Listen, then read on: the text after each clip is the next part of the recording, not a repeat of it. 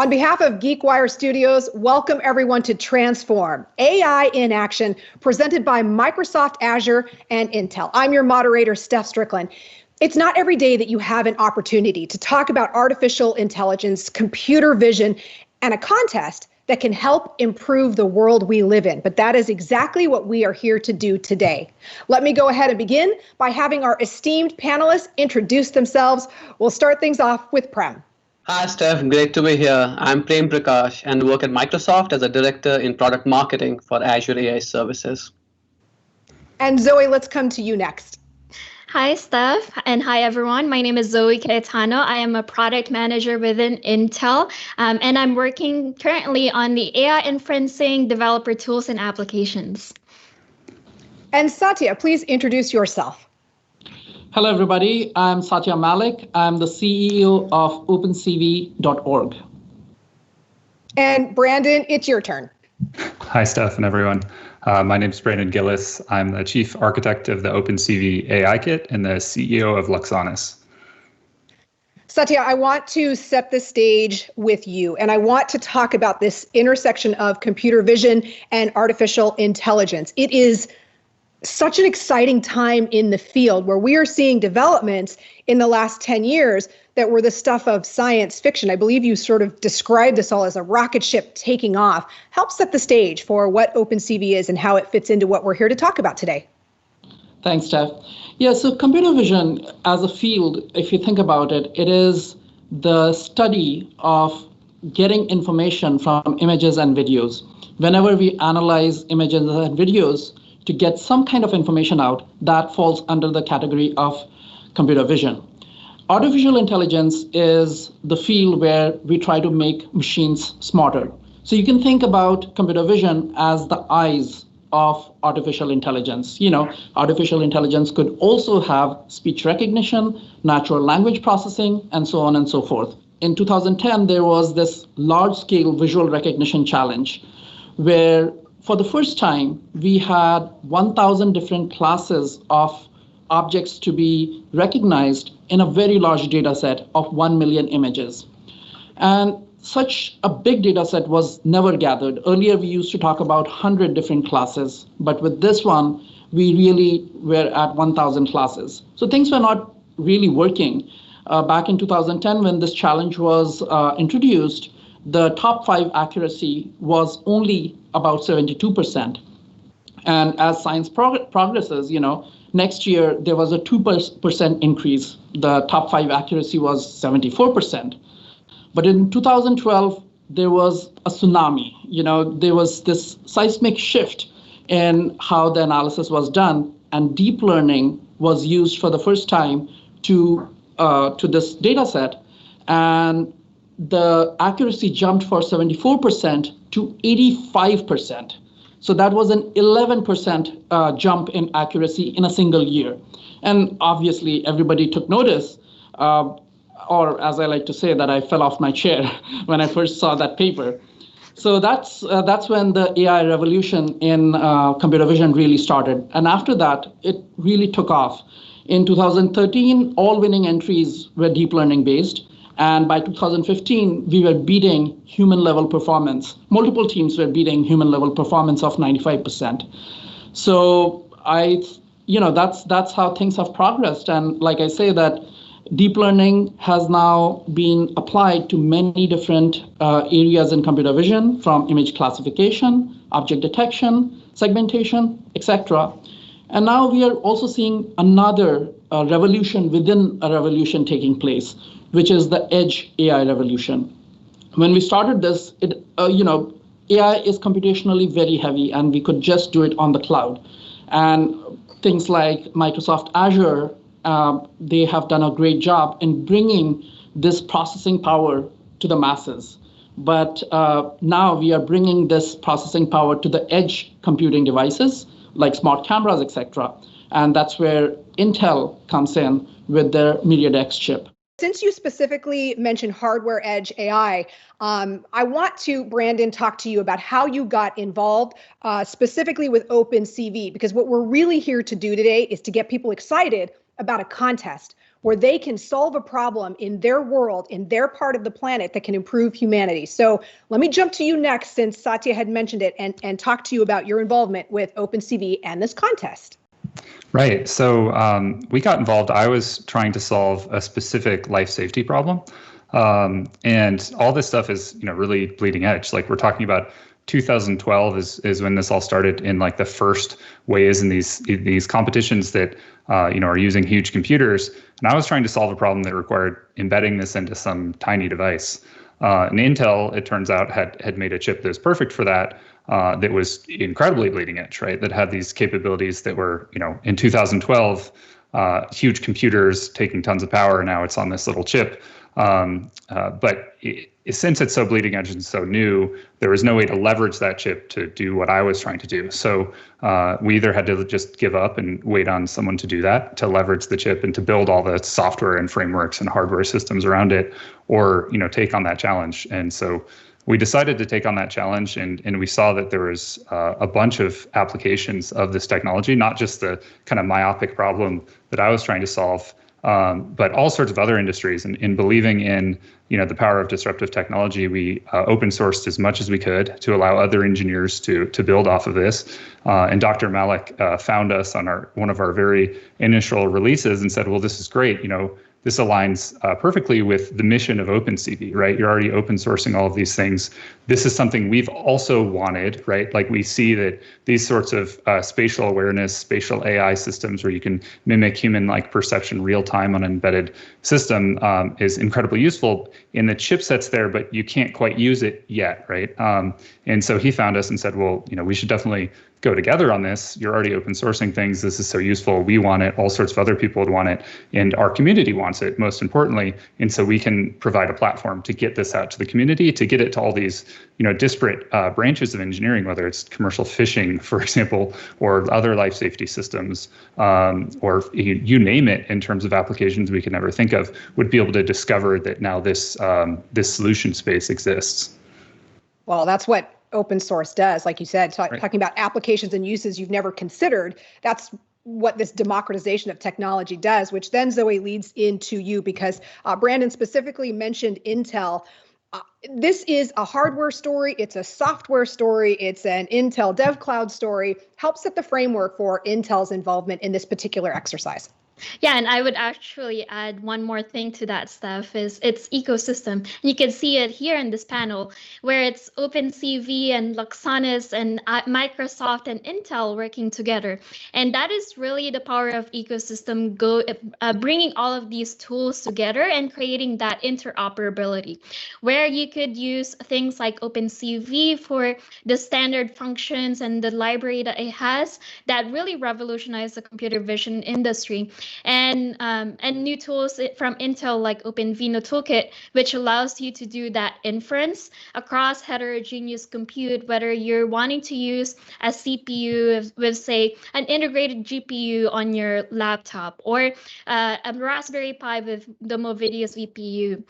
You could do all of that with this seamless and common API, such as OpenVINO Toolkit. But with all of that, what we found was, okay, so we had this robust hardware portfolio of CPU, GPU, FPGAs, and now VPU, some of the ASICs, AI-specific chipsets. What we found was there was this decision paralysis, where developers no longer know what to choose because there's so much choice now.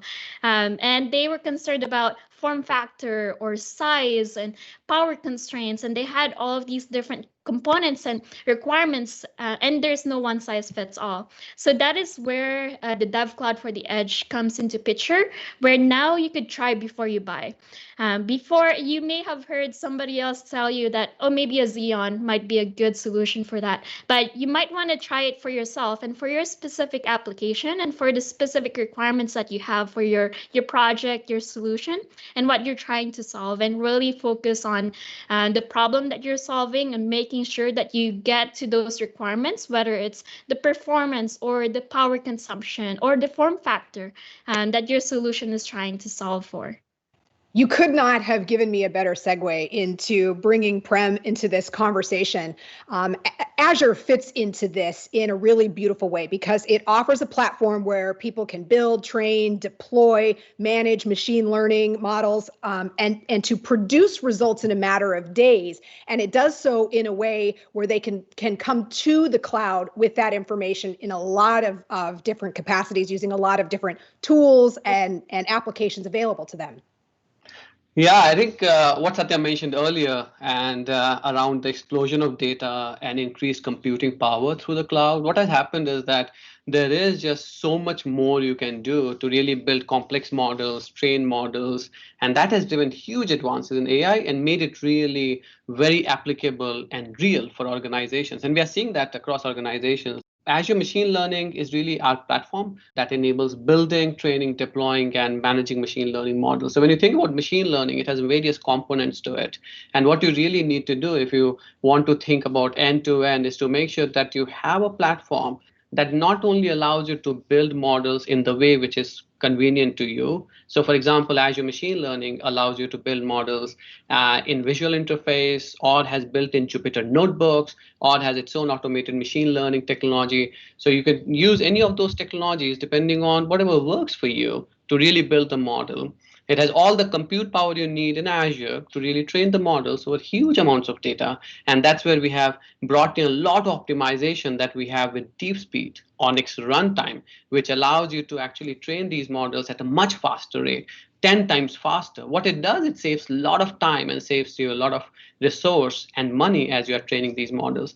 But once the model is trained, that's when also it becomes a bit different in the machine learning world, because once you have deployed the model, because of data drift and because the data gets old, you may have to go and update the model and retrain the model. So you really need a good machine learning operations pipeline, which we have built and which allows you to make sure that the model continues to be looked at from an accuracy point of view and updated. And the third piece is that as you're building all these models are going to have a huge impact on the society, on the work of your organization, which means that you need to build in a responsible way. And responsible machine learning has come up again and again, where what we have done there is really build responsible machine learning techniques within Azure Machine Learning, but also open sourced toolkits like Interpret ML, FairLearn, which helps data scientists build machine learning models in a much fairer way, in a way which is more responsible. And all of this, and I already talked about some of the open source technologies like Onyx Runtime or Interpret ML, we have actually built it with a very deep collaboration and commitment with many of the open source technologies, whether it be languages like Python or R, or whether it be frameworks like PyTorch or TensorFlow or Scikit-learn. It's super easy to work with those as you go and work into Azure Machine Learning. So effectively end-to-end machine learning platform. And I'm super excited with what Satya and Brandon have been working on to how do you take this and really apply it to real use. I feel like at the end of this, I am going to receive a certificate for some upper graduate education. It is so exciting. Brandon, I want you, it's actually a great opportunity for me to bring you in this conversation and ask you to please, show me the oak, show me the oak-D. What are we talking about here from a hardware perspective and the work that you've done to make it able to communicate to people who understand their industry, be it fisheries or agriculture or whatever, and use this tool in a way that works for them?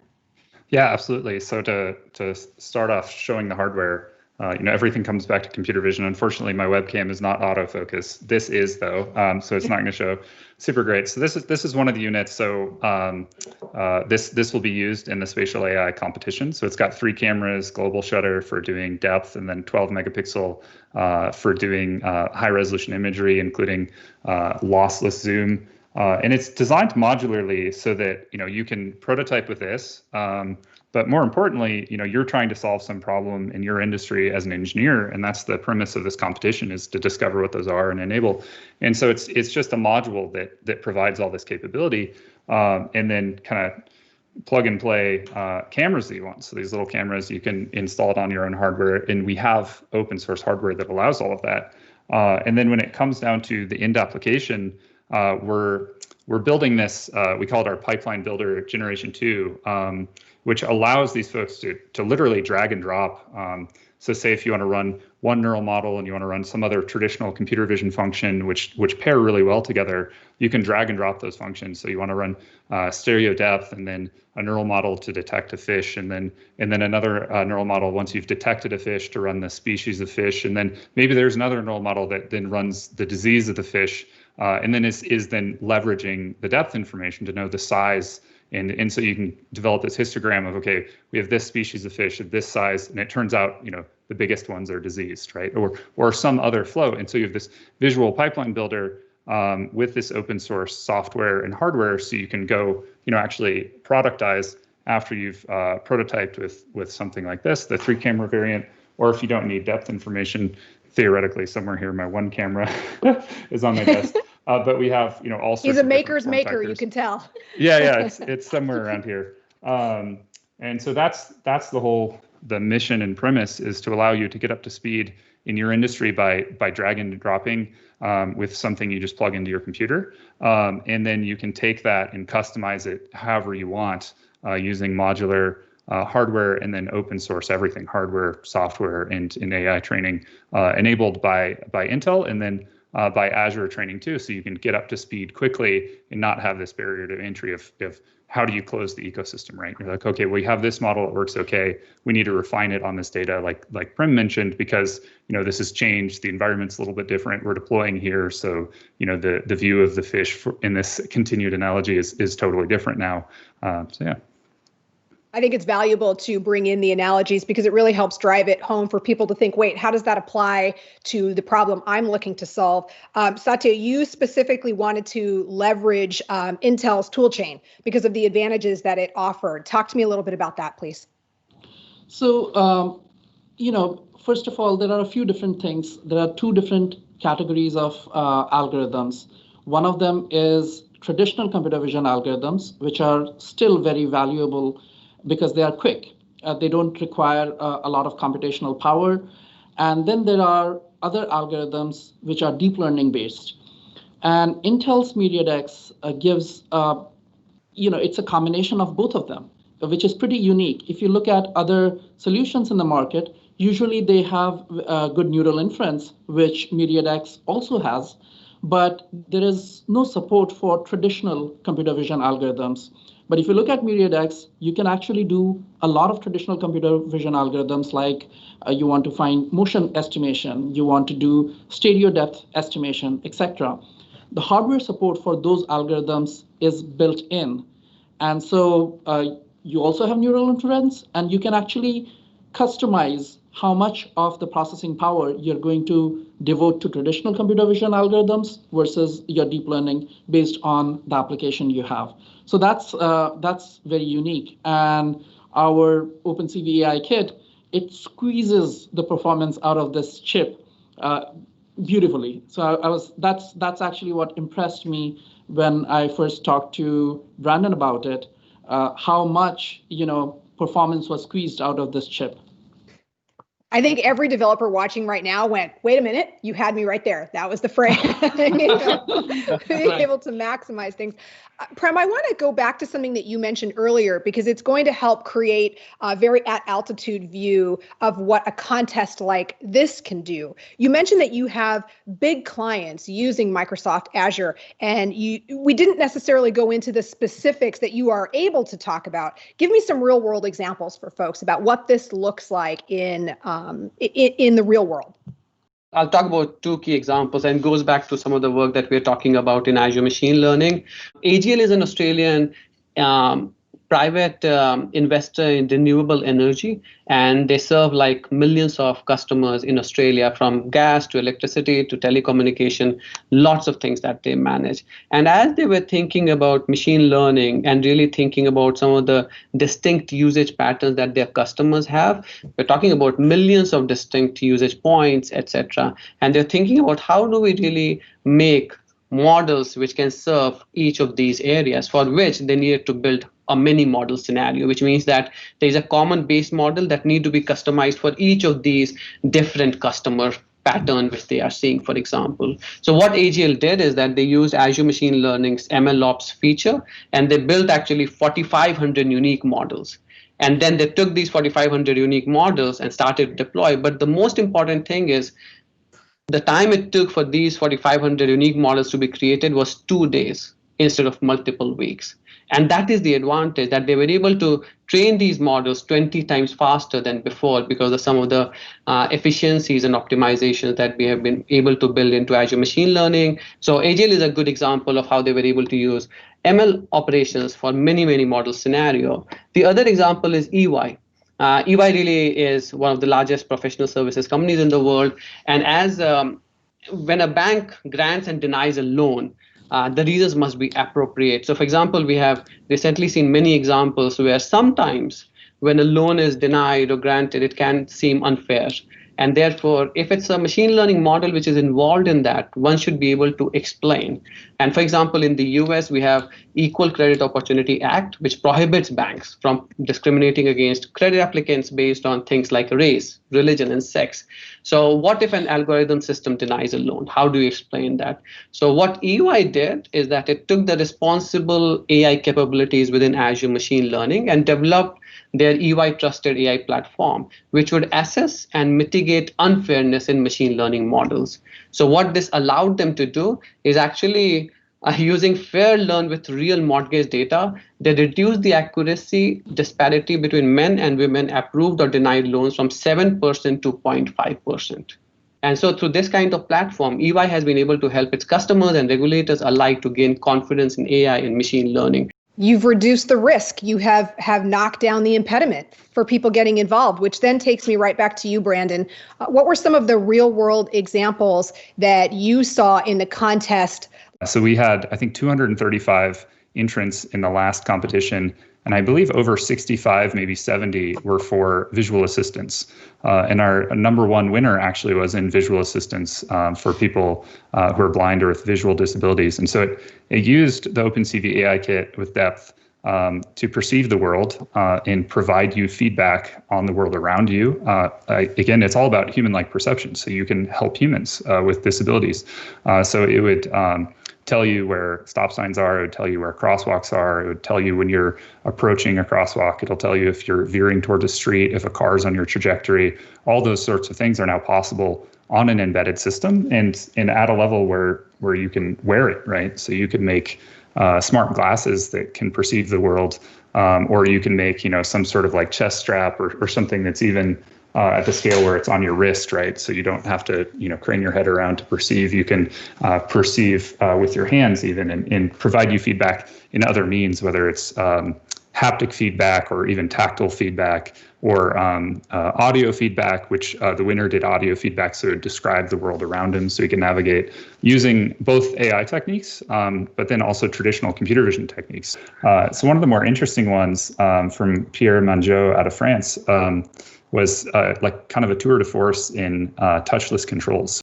You can make anything in your life a control, and you can have some tiny thing that interacts with you like a person does. And so he just did like nearly every example of that. So he would, set up like, a poster, which is now his touch screen across the wall, and he can like move away from it and it turns his lights on, or like he can put a light switch there, in that physical location. So there was one more that did not win a prize, but it's fascinating as well because it's in a different industry. It's in precision agriculture. There were a few different entries in precision agriculture, and two of them stood out. One was analyzing weeds. You want to figure out which part is weed and which part is not weed, which is based on neural inference. But then the depth perception allowed them to do some volumetric stuff, which allowed them to say, oh, the tree is so big, or the height is so much, and so the density must be such and such. So based on that, they were able to get, farming became smarter. And then there is another kind of precision agriculture where they are literally picking the right strawberry. If it is the right size, then they want to pick it up. Otherwise, they want to, let it grow a little bit more. There are some other really interesting and potentially counterintuitive ones that will have big impacts. Autonomy in forklifts and also protecting shelving in forklift in warehouses, where you can actually risk human life quite a bit if you've damaged the shelving. There's automatic parcel identification, measurement, and then automatic sorting and packing, which has a huge impact on how much fuel you use in vehicles or planes, for example, and all sorts of other fascinating and counterintuitive applications of the tech, or maybe not counterintuitive, just you wouldn't naturally expect that sort of applications. At the risk of sounding like I'm overstating it, but it gives me chills in a really positive way to think about all of the implications. And it also extends beyond that. I mean, we're talking about applications that can save and improve the quality of life, but we don't even know where this is going yet based on what you just said. People in tandem now working with, open source libraries, community software. I mean, it's architecture. It's pretty incredible. And right now on the screen, you will see a URL where you can actually drop in your email and stay abreast of this competition, which is massive. And I cannot wait to see what's going to come. One of the things I want to talk to you about is the way this contest has expanded. Yeah, so there are several reasons. The biggest reason was that we saw that if you look at software is at a place where it is kind of democratic.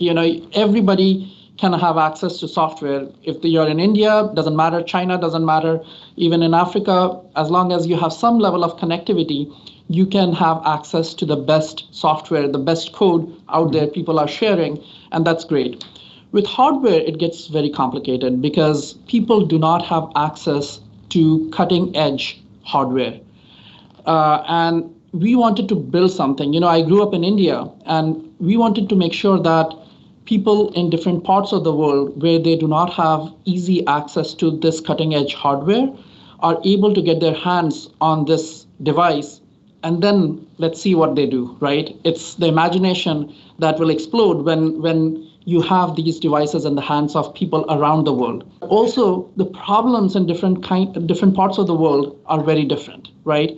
For example, even let's say autonomous driving challenge, it's very different when you compare the solution that you would produce in US to the solution that you would produce for India, right? Lane markings are not that good. I grew up in a city where we did not have a single stoplight.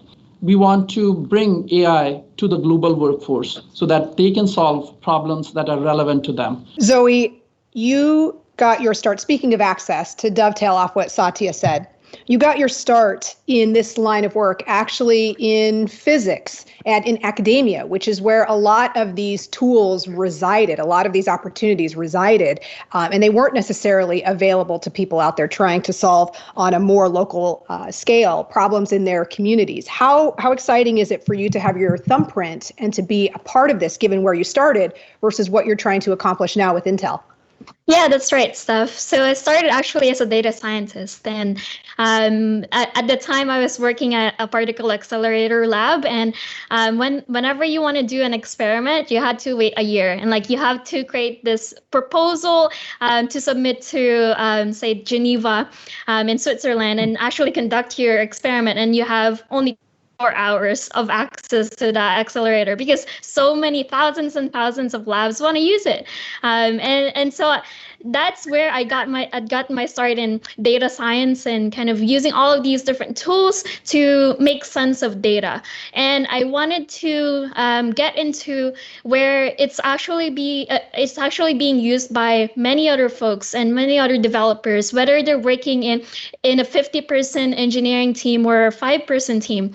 I think now is the time to not be encumbered anymore by hardware access or proprietary software, or not having to worry about interoperability and the different tools that are available now. A lot of things are open source. Data sets are open source. Our libraries, our runtime engines are open source. Everything is now out and available and accessible. And I think that's really a key tipping point in innovation. It's not only the 1% that could have access to the hardware, to the cutting edge hardware or their software, software, but it's now kind of proliferated across many different industries, and not only in academia anymore. Now enterprise developers, companies that are facing these problems in, say, manufacturing facilities or medical imaging, radiologists could have access to this, to have this form of human-like perception